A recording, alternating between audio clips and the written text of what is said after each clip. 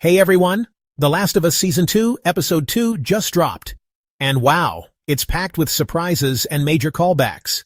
We get an intense infected attack on Jackson, something that wasn't in the game at all. And a shocking character death that was executed brilliantly. And a game style with it. And I'm gonna break it all down for you. Plus, there are some bold changes from the source material that totally work for TV. So let's dive into how it all unfolded, what it means for the story moving forward. But first, if you're new to the channel, welcome! Here on Geeksterverse we break down all things The Last of Us, Marvel, DC and beyond. Your vibe, make sure to hit that subscribe button, turn on notifications, and join the conversation in the comments below. Alright, let's get into it. The Season 2 premiere revealed almost immediately that former Firefly Abby, played by Caitlin Dever, has it out for Joel. In the nightmare sequence that opens Episode 2, we get a better idea of why. When he wiped out the Fireflies in Salt Lake City, he also killed her father, the surgeon who was about to operate on Ellie. The nightmare sees a younger Abby reliving the moment she discovered his body, while present-day Abby cautions her not to. Of course, young Abby doesn't listen. She will always find her father's body, and that will always lead her down a path of vengeance towards Joel. Joel didn't just kill Fireflies. He killed one person who might have saved the world. And ever since that day in Salt Lake City, Abby's been consumed by it. She pushes forward, determined. Her friends? They're not so sure. Owen especially is visibly shaken by the reality of what they're up against. He knows the risks.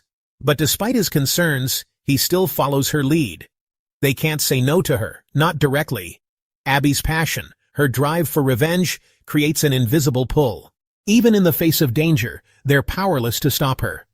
The truth is, they're not just scared of the mission. They're scared of what Abby might do if they don't follow. He was tired of killing people, Jesse explains. Joel had to put him down, but the story doesn't go much deeper. Not yet. Meanwhile, Abby spots, but the snow's thick and unforgiving. She slips down a hillside into a field of frozen infected. As they rise from the snow like corpses from the grave, she bolts. And here is why the infected attack the settlement in the HBO show. The Last of Us Season 1 stuck fairly close to the original game, but due to the divisive nature of The Last of Us Part 2, it was expected that some changes would be made.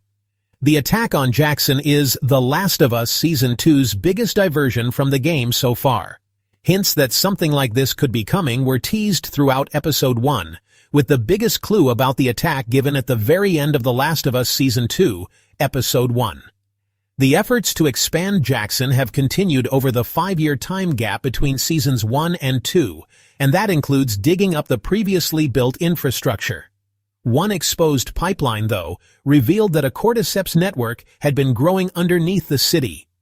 These networks allow the infected to communicate with each other, and when that network is attacked, as building continues, leaving devastation in their wake. Creator Neil Druckmann previously spoke about these cordyceps networks with Polygon, revealing how they work. We wanted to feel like these things are interconnected. They can come out against us. Joel is trying to radio Jackson when Manny puts a gun to his head. The group disarms them. Joel assumes they're Fireflies. Abby spits back, "Used to be.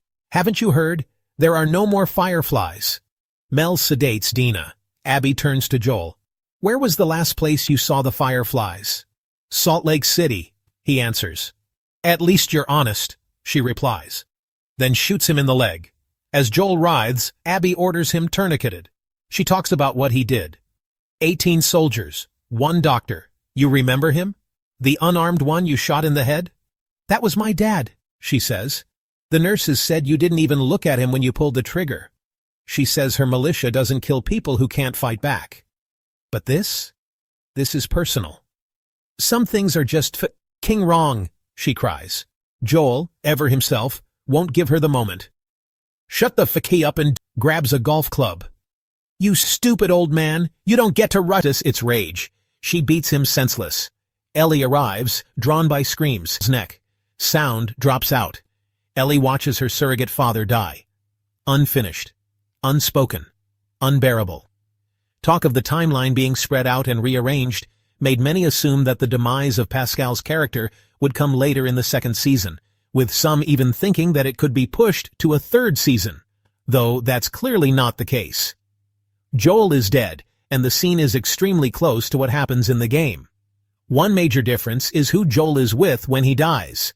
In the game, Tommy and Joel are on patrol together when they rescue Abby, but in later as Through the Valley plays, she rides behind him, Dina by her side, Joel's body wrapped and trailing behind them. The song Through the Valley has been deeply intertwined with The Last of Us Part 2 since its earliest reveals. It was first introduced in the game's marketing, most notably in the haunting reveal trailer where Ellie, covered in blood and surrounded by bodies, plays it on the guitar just before vowing revenge. This trailer set the emotional tone for the entire game. In the game itself, Ellie is listening to the original version by Sean James through her headphones when she's first introduced. Later, when Joel gifts her a guitar, the song becomes symbolic of their connection and the emotional weight of the journey she's about to undertake. The lyrics reflect Ellie's inner conflict, her descent into violence, and the overarching theme of revenge. Ashley Johnson, Ellie's voice and motion capture actor in the game, performs a cover of the song that plays over the end credits, tying the character's arc to the music in a deeply emotional and thematic way. So, when the TV series uses this song again in Season 2, Episode 2, it's not just a nod, it's a deliberate link to Ellie's story in the game, signaling the beginning of her dark transformation. Thanks for watching Geeksterverse. Until next time, stay heroic, stay nerdy, and stay tuned.